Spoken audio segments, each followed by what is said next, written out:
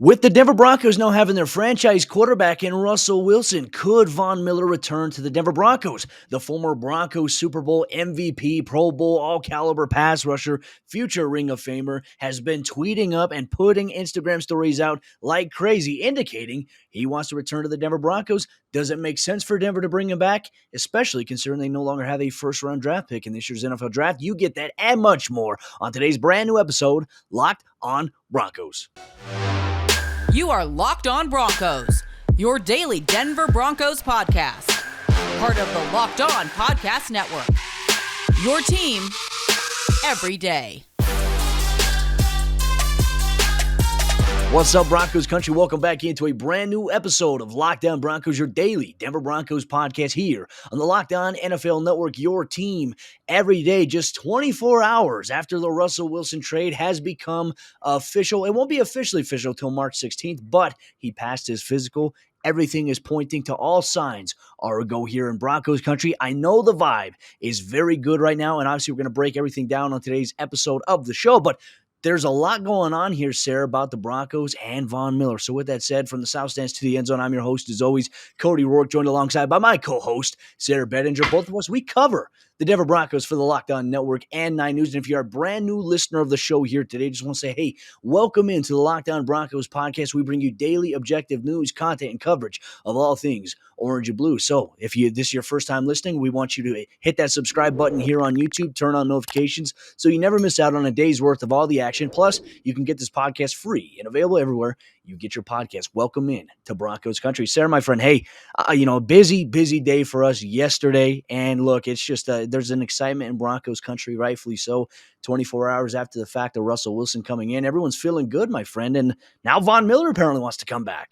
I know. I mean, the good vibes are just rolling. I mean, it's great to see. You love to see it. It just completely changes the whole vibe of free agency. And yes, welcome to anyone who's listening now for the first time. Or Broncos get Russell Wilson. The excitement ramps up. It's like I want to hear whatever's going on now every single day about the Denver Broncos. So Cody and I will always have you covered. But yeah, Von Miller keeps on throwing those things out there, right? I mean, he does. He keeps on putting little teasers on Twitter. The latest, as of we're recording this, is a picture of he and Russell Wilson on the field. It looks like it's in Denver, but I don't know exactly where. I guess it didn't look that close to see where they are, but he's wearing his Broncos gear, and so I think obviously, he's teasing it. I don't know if he's using the Broncos for leverage with the Rams, because he also put out a statement about how he wants to, talk to the Rams first. I mean, that's literally what he has to do anyway. But man, it would be exciting to see Von Miller back, Cody. I know we had almost an entire episode dedicated to talking about this before the Russell Wilson trade happened. So I think it would be so much fun, honestly. Well, and we talked about it in yesterday's breaking news podcast when Russell Wilson was announced to become the next quarterback here for the Denver Broncos, that Denver all of a sudden now will become a hot spot for free agents that are looking to ring chase, guys that may take lesser money or a shorter deal in order to come to have a chance to win a ring. And same things now with Von Miller. Not necessarily that he's going to be a ring chasing, but he's already won 2 Super Bowl rings. And for him now, it's like, is it about legacy for him? Because I do remember a conversation he had just about 2 years ago with the Denver media, and he said, look, we won Super Bowl 50. I would love to be able to get back to the Super Bowl and to win. He said, but really for me, it's about my legacy that I'm leaving for my family, for my career, and for my teammates. And I want to be that example for everybody. So he was very candid about that. We do know his comments at Super Bowl Radio Row was like, I never wanted to leave Denver. I'm working for the Rams right now, but my heart is always in Denver. I'll always be a Bronco. So it's like, it almost makes sense here for Von, Sarah. But my question to you is, and for Broncos country, does it make sense for the Denver Broncos to bring back Von Miller here in free agency? I mean, obviously it starts next week, and we'll have you covered here, Locked On Broncos. But an interesting question: would it make sense for the organization? Well, it really depends on what George Payton is kind of thinking about. Do we feel like we can get a younger guy who can give us maybe even more pass rush production than Von Miller over the course of the next 3 to 5 years, right? So that's really what you're weighing heavily here, is because you're obviously now in a title contending window. So you're wondering, okay, for the next 3 to 5 years, who's going to give us the best opportunity to compete for championships. Remember back in 2014, the Broncos signed DeMarcus Ware in free agency when a lot of people would have considered him washed or whatever from the Yeah. Dallas Cowboys. But man, he was an impactful player, even though he ended up being really only a part-time player for the Broncos. I mean, he had a number of injuries that he dealt with in Denver, but he was still extremely impactful when he was on the field. Are the Broncos wondering about that, given the fact that Von Miller's had a few injuries the past couple of seasons? Are they looking at that? Are they looking at, alternatives, which we'll get into later in the show? So does he make sense? I feel like, he fits the Broncos' top need defensively, right? Off the edge. That's exactly what the Broncos need. So, a Von Miller reunion to me on paper makes a ton of sense. Maybe he'd even be willing to take a bit of a hometown discount, I guess you could call it, to come back to Denver. So to me, it does make sense. Well, and it'd be interesting as well because we talked about Russell Wilson. He's set to face his former team next season in the regular season. That's probably going to be a primetime game. If Vaughn does return to Denver, he'd be playing his former team against the Los Angeles Rams. So just the storylines here in regards, if he goes back to LA, he's going to be playing his former team in Denver. So, a lot of things to look at here. But, we talked about in your latest mock draft that you had dropped before all the trade stuff happened. At number 9, we had the Broncos taking Jermaine Johnson, edge rusher, obviously out of Florida State. And now that's not going to be a reality for this team because they simply don't have a first-round pick. They only have the back-end second-round pick from the LA Rams, but that's it. They still have some capital in the top 115, I believe 4 picks, if I'm not mistaken there. You can still do a lot of damage with that, but are you going to get a premier pass rusher? I'm not quite sure that's going to be the case here. So it's a big question. Do the Broncos, considering their draft capital that they don't have right now, do they look at bringing a veteran guy in on the option? So if not Von Miller, Sarah, who could the Broncos look to bring in? We're going to get to that conversation coming up here in just a moment. But before we do that, let me tell you about the sponsor. Today's episode, Locked On Broncos. That's our good friends over there at Built Bar. And you know it is the best tasting protein bar that is out there on the market today. And a lot of protein bars market themselves as great tasting. But here's the real deal here. Built Bar is the best tasting protein bar on the market here today. They have 9 amazing original flavors. Plus, they have the occasional limited time flavor. They have the churro puffs, which are my personal favorite. They have the banana cream puffs, and they also have a variety of other flavors that you could check out, special monthly flavors at built.com. And if you're like me and you work out and you need a little bit of extra energy to do a podcast, to go to work, to get through a workout, take a Built Bar with you, and they contain 17 grams of protein, 130 calories, and only 4 grams of sugar. That's tremendous value for something that contains 100% milk chocolate. And you can get your hands on a box of Built Bar today. You can try all the flavors in a mixed box by going to built.com. And when you go to checkout, make sure you use promo code LOCK15. You know what that's going to do? That's going to get you 15% off your next order today at built.com. All right, sir, as we jump into the second half action on today's episode, Locked On Broncos. Real quick, Broncos country, thank you so much for making Locked On Broncos your first listen of the day every single day. Sarah Bettinger and myself, we have you covered Monday through Friday, 5 days a week with all the Denver Broncos news, content, and coverage that you need from an objective standpoint. Thank you so much for making us your first listen of the day here, Sarah. If not Von Miller coming to the Denver Broncos to help them with their edge rusher needs, who could the Broncos look at? And there's another big name free agent that is going to be out there on the market from the Arizona Cardinals and Chandler Jones. And he and Von Miller are around the same exact age, and they're both dynamic impact players. Chandler Jones is one of those guys that has been one of the NFL's leading sack players in the NFL and in terms of the league, and he's been at the top of his game there. Now, he got off to a really hot start last year for the Arizona Cardinals against the Tennessee Titans. He had 5 sacks in one game. He finished with 10 and a half, though, in 2021. So after that really strong week 1 game against Ryan Tannehill, they kind of slowed down a little bit, but he had over 33 quarterback hits and pressures. I mean, Sarah, that is ridiculous. And that's something that the Broncos need. And we know that new defense coordinator Giro Evero said, hey, if we can't get home with 4, we're going to send 5. We can't get home with 5, we're going to send 6. And you know what? Chandler Jones still has a lot left in the tank here. Question is, can he stay healthy? That's going to be a big thing to look at. But for him, he only missed 1 game last year. And that's exactly the question that you have to ask. Can he stay healthy, right? And Von Miller and Chandler Jones, obviously atop this year's edge rusher class in terms of free agency. I mean, they're living legends, basically. I mean, I don't know that any players have more sacks since they came into the league. I believe they were 1 year apart. I think Chandler Jones came in 2012, if I'm not mistaken, Cody. So Von Miller, the second overall pick back in 2011. Those 2 guys have been just dominating offensive tackles over the last decade plus. So, I mean, when you're talking about getting experience in the building, to me, I know that I saw Nine News insider Mike Kliss kind of tweet about he seems to think that it's pretty unlikely that Von Miller joins the Denver Broncos again, which I think is interesting because he included Chandler Jones on his list of potential, free agent signings off the edge. So if you're willing to sign Chandler Jones, why not Von Miller or vice versa or whatever? So I don't know, but I would love it. I mean, Chandler Jones would be an awesome acquisition for the Broncos. Not only does he get to the quarterback, Cody, but he can pop the ball out when he gets to the quarter. He's one of the best in the NFL at creating forced fumbles, creating turnovers. Another guy that I've mentioned, Cody, on the show before is Hassan Reddick, who over the last couple seasons, I mean, he's been doing a really, really good job making that full-time transition off the edge, which I was kind of surprised he came into the NFL and they tried to make him more of an off-ball linebacker. I think that was really unwise. He always had really good pass rush traits, really physically and athletically comps almost exactly to Von Miller coming out of Texas A&M. So now he's where he belongs off the edge, and he's been really productive. Well, in Arizona, too, in 2020, he had 12 and a half sacks for them, really emerged. And then he signed a one-year kind of prove-it deal with the Carolina Panthers. And he had 11 sacks for them following it up. So he has proven that he can put together back-to-back productive performances as an edge rusher. And considering where that Carolina Panthers defense was, the Arizona Cardinals defense was, coming to the Denver Broncos seems like a really good fit. To be honest with you, outside of those options, it's really hard for me right now to kind of pinpoint who I'd want. Like if I had to choose between, a guy like Chandler Jones or Hassan Reddick, do I want to go with the guy that's older and still an impact player, or do I want to go with the guy that's younger and probably has a little bit more longevity left in his career as a potential pass rusher? That to me is the bigger question here, Sarah, because like I said, we talked about the Broncos not having a lot of draft capital in terms of the first round, second round, at least the next couple of years here.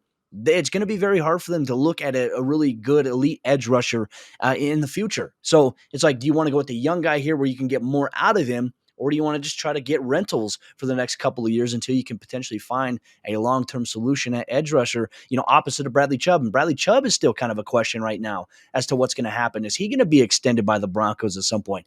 This is an interesting time here for this Denver Broncos team when it comes to pass rusher. It really is, and guys have kind of started to go off the market a little bit, at least slowly but surely. So Harold Landry from the Titans, no He longer got going to be a paid. free agent. He got some big time money. So that obviously also kind of sets the bar for, hey, I mean, this is where the free agent market might be for guys with comparable numbers. So that's something to keep an eye on for Broncos country as well. So one guy, Cody, that I think that George Paton could look to trade for from his former team with the Vikings is Danielle Hunter off the edge there. I mean, the Vikings, as of this recording, they don't have a lot of cap wiggle room, and they haven't extended Kirk Cousins, which would obviously free up a ton of cap space for them.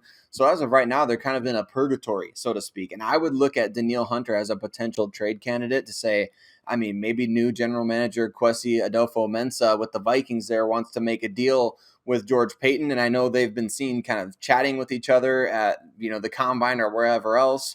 So I'm not saying they're just talking trades, obviously, but at the same time, like maybe that's something George Paton could say, hey, we could extend Hunter over here and give him what he wants and give you maybe a draft pick and some financial relief as well. So, I mean, that's an option that would be really attractive to me as well. Well, the question is like, what capital would Denver give up, right? Does George Paton want to try to assemble a little bit more draft capital in this year's NFL draft? Because he could still acquire more somehow. All you got to do is just move a couple of spots, get a couple more picks. I mean, that's exactly what he did in last year's NFL draft. It would be very interesting to see, especially, considering the relationship with Minnesota. I imagine the new GM over in Minnesota is probably asking him a little bit about the town, about the organization. But obviously, Rick Spielman's gone from there. Now, so I think for George Paton, I think for the Vikings GM, he's going to come over and say, hey, tell me a little bit, about what I need to know about this roster, about this process and things like that. Obviously, as a first-year GM that he is this year, George Paton was last year. So I like that there's a sounding board and that kind of collaboration across the league, but it could lead, like you said, to some fruition-based moves here for both sides here. Now, an interesting name, another one that you pointed out here on our show notes here today, Dallas Cowboys edge rusher Randy Gregory is interesting enough. Now, for me, I am kind of torn on this one here because I think he's absolutely talented. There's been some questions, obviously, through the beginning of his career about some of the maturity issues that he's had. And I think last year, one thing that's kind of turned me off a little bit in the idea of Randy Gregory is the fact that he's going to cost you a couple of 15-yard penalties per game.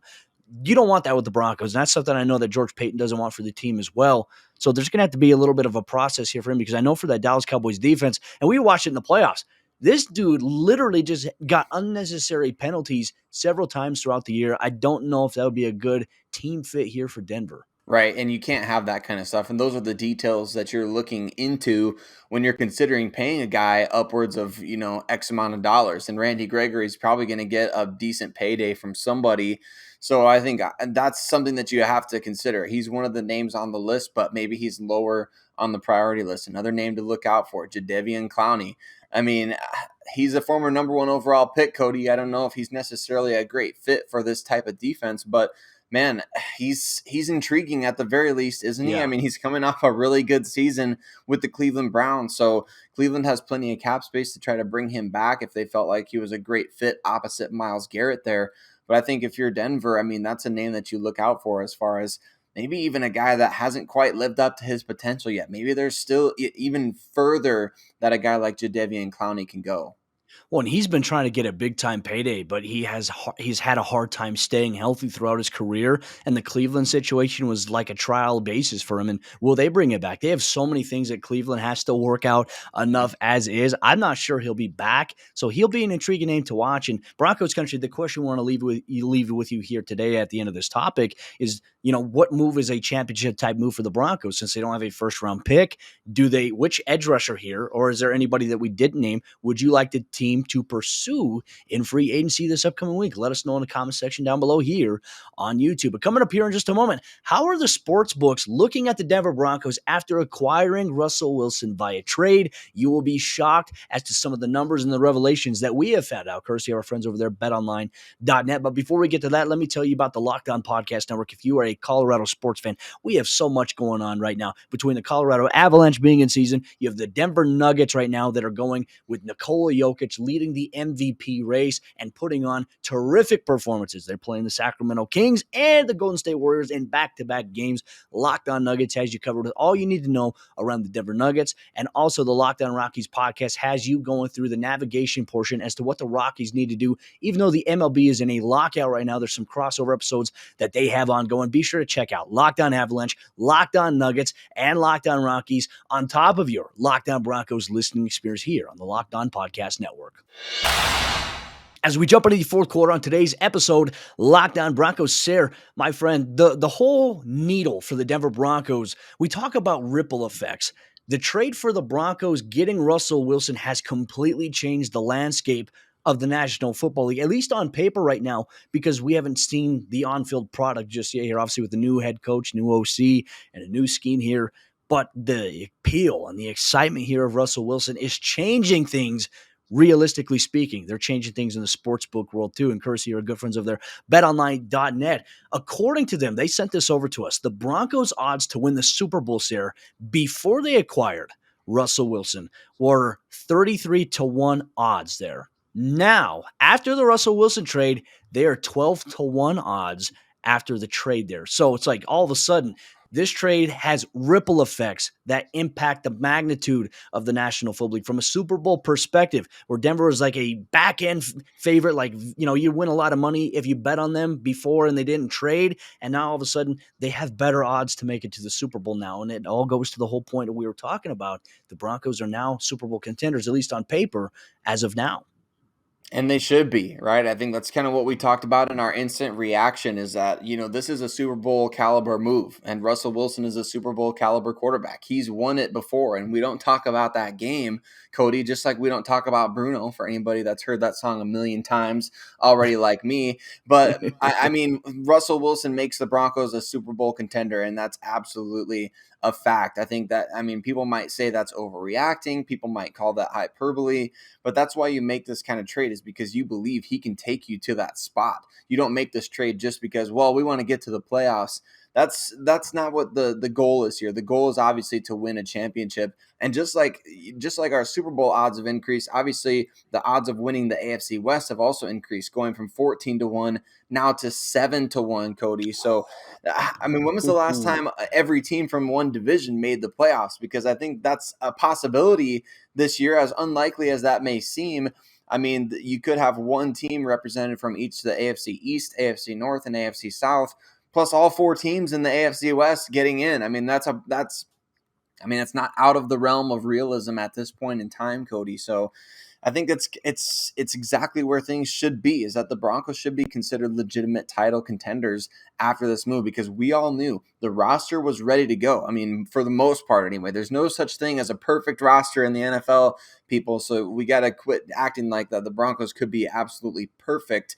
But man, Russell Wilson gives you the best shot possible beyond Aaron Rodgers, right? So I think this is a situation where the odds makers are spot on here. The Broncos should be considered much better favorites for the Super Bowl this year.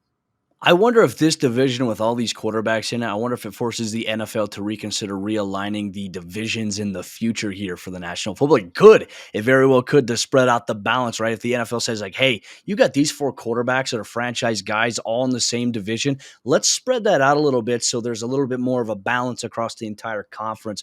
We could see that. I mean, I don't think that'll happen anytime soon, but, it'd be very interesting to kind of point out. But, even like the AFC West, the Broncos odds to win the AFC West prior to the Russell Wilson trade were plus 450 odds. Now that has moved to plus 175, and that has leapfrogged a little bit over the Los Angeles Chargers. Right now inside the division, the Kansas City Chiefs are still favored to win the division, at least in terms of the betting lines early on here. But Denver has now moved up to that number 2 spot, and this move is very appealing.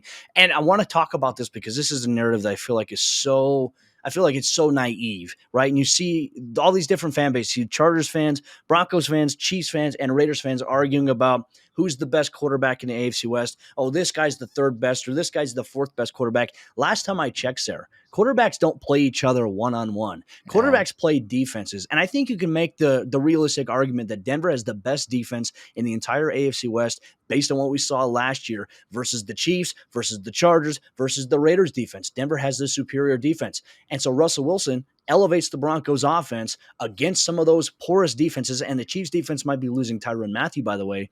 I just think it's laughable at this point. But, I mean, it's going to be a good division. Like, we get a chance to see 4 really great quarterbacks play each other, Sarah, 2 times a year. May the best team win, and I'm excited for the Broncos' chances considering that they do have a really good defense. I'm excited too, and the division is only going to get better and better, right? We talked about in the previous segments, Broncos making some big-time additions off the edge. I think in response, especially in response to this Russell Wilson move, we can expect the Los Angeles Chargers to take their massive amount of cap space and go out and be super aggressive. We can expect Josh McDaniels and the Raiders to go out and make a bunch of moves. We can expect the Kansas City Chiefs to try to do whatever it takes to free up cap room to do like what they did last year. I mean, bringing in Joe Thuney at the offensive guard, bringing in Orlando Brown Jr. via trade. I think we're going to see a lot of movement from the AFC West as they're trying to keep up with the Mahomeses. That's what everyone's trying to do out west in the AFC right now, and in the AFC in general, trying to keep up with. How can we get to the level of where the Chiefs are at with Mahomes in terms of being competitive from now on? Now it's everybody against everybody. I mean, there's plenty of teams on that level, right? The Buffalo Bills, the Los Angeles Chargers with Herbert. Now you got Russell Wilson coming in. It's going to be a very active, very aggressive offseason, I think, for every AFC West team. It's going to be an absolute gauntlet. And Sarah, I am so thrilled that I get to sit here and we get to cover the Denver Broncos together, my friend. Always appreciate your insight. In Broncos country, I always appreciate your insight. I know both Sarah and I really do. Make sure you comment with us here on the YouTube channel down below and share your thoughts. Comment for the algorithm. It would mean the world to us if you'd hit the thumbs up button and like this video and share it with a Broncos fan that you know that may not be listening to the show just yet. Share it with Broncos country. We appreciate you so much. But tomorrow's episode of the show, Sarah and I are going to play an interesting game here as we look to how the Broncos fill the void left by trading away some of the players to acquire Russell Wilson. We're going to take a look at defensive end or tight end and also backup quarterback in the coming days and weeks ahead here on the Lockdown Broncos podcast. Tomorrow's episode of the show, we're going to focus on tight end. What are the Broncos going to do now that Noah Fant is no longer on the roster? You get that and much more in tomorrow's episode of the show.